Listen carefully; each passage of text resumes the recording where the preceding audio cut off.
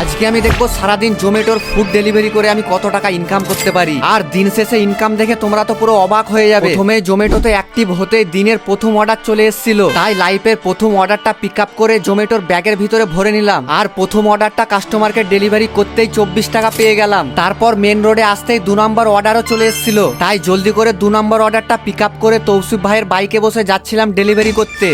Guys, half plate biryani নিয়ে 5 kilometre দূরে যাচ্ছি, কিন্তু এত দূরে আসার পর জানতে পারি কাস্টমারটা তো অ্যাড্রেসই ভুল দিয়েছে। তাই কাস্টমারকে ফোন করে নতুন অ্যাড্রেস নিয়ে 2 নম্বর অর্ডারটাও ডেলিভারি করে দিলাম। আর এটা দেখে কাস্টমারটা খুশি হয়ে 40 টাকা টিপও দিল। এরপর 3 নাম্বার 4 নাম্বার অর্ডারটা ডেলিভারি করার পর কাস্টমারটাকে 5 স্টার রেটিং দেওয়ার জন্য বলে দিলাম।